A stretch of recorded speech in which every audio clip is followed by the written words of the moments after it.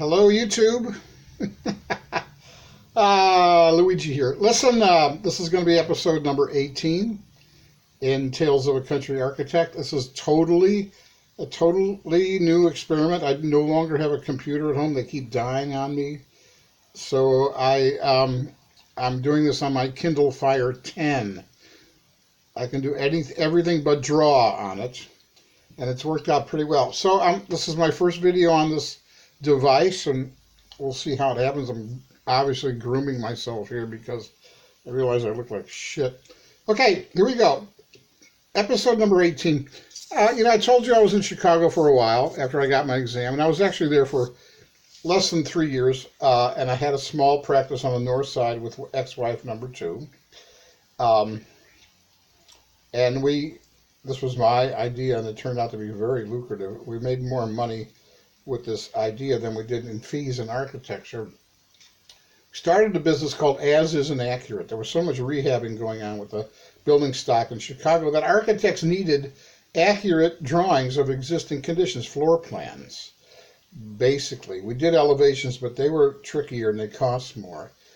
And we did a mailing by entering into a database, DBase. This is so long ago, and the technology was so primitive. Every architect we could find in the Chicago Yellow Pages, which is a book about this thick. And we did them a mail merge mailing with a not dot matrix printer, a daisy wheel printer. It took forever to print them, mailed them. The response was overwhelming. We were not prepared. And on the very first month, we did $4,000 worth of fees, which in 1984 was no small bit of change. And that was just the first month. Things only got better from that.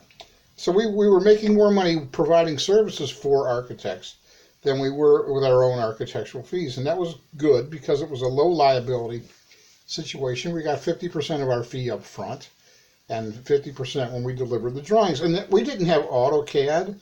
I suppose some of the larger firms did. We were not delivering digital drawings. We were delivering very accurately drawn paper drawings with a few dimension strings on it. And it seemed to work. It seemed to suffice. Anyway, I have this small little practice on the north side. Did I just say small little? I hate when that happens. Dad's practice is still on the south side. At this point in Dad's practice, he had become project manager, almost a general contractor. He was speculating and rehabbing and going into neighborhoods where he saw the gentrification moving and buying cheap and fixing them up. Cheap, and I mean cheap because he would hire, illegal Mexican labor and yell at them in a language they didn't understand, and it was a disaster many times. So anyway, since he was going to be his own contractor and he was pulling his own permits, part of the permitting process in the city of Chicago is you have to show a licensed, what they called concrete masonry. Now, concrete isn't masonry. Concrete masonry contractor, that's for pouring foundations, concrete, things like that. And a licensed, masonry, brick and block contractor on your application in order to get your permit. So Dad calls me up one day, and he notices that the city is giving this test for people, usually masons, good old real masons, people with mortar under their fingernails. To take this test and get this license, because it would be handy for him if I had it in terms of him getting his building permit. So he knows that I test well, and I do. And I boned up for the exam. I signed up for the exam. These were 2 hour-and-a-half tests. One for the concrete, one for the masonry. 2 1-hour-and-a-half tests.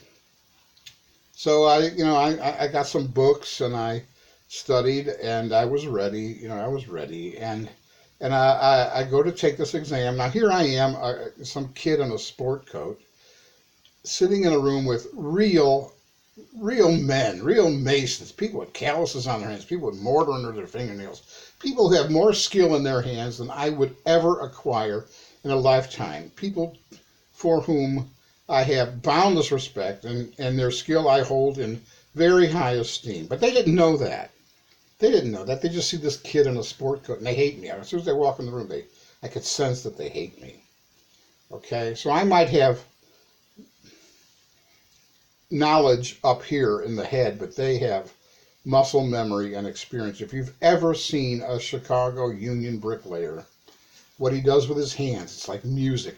He butters that bed, and he butters the end of the brick, and he throws it in a line, and he taps it down, and he just keeps going and going, walking down the side.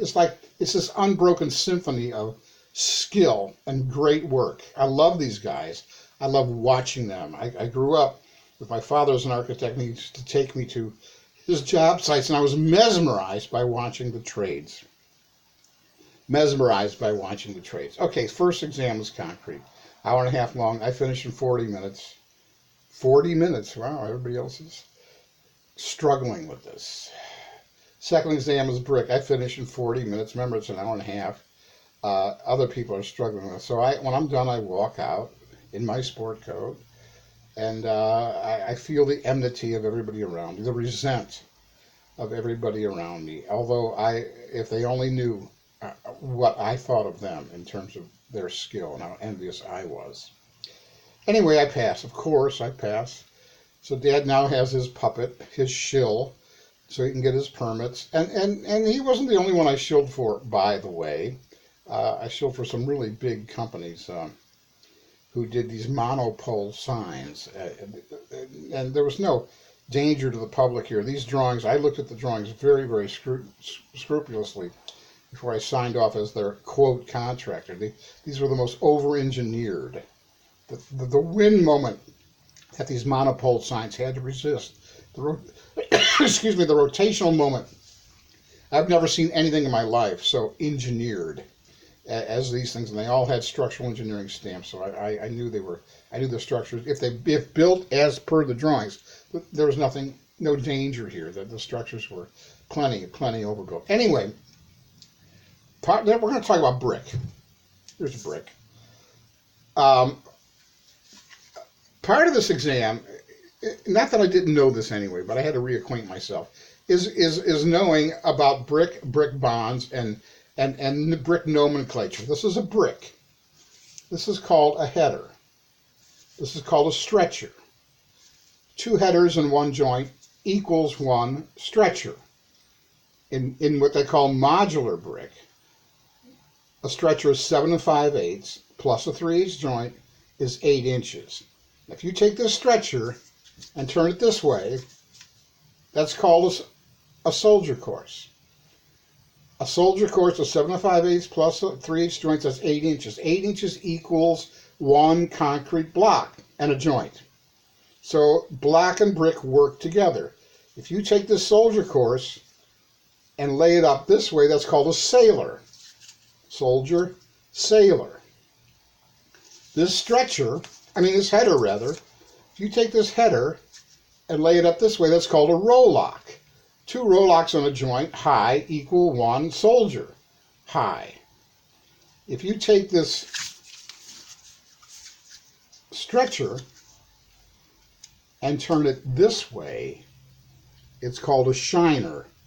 So just as there are 6 surfaces on a cube of dice, playing dice, there are 6 distinct surfaces with names on a brick. Okay?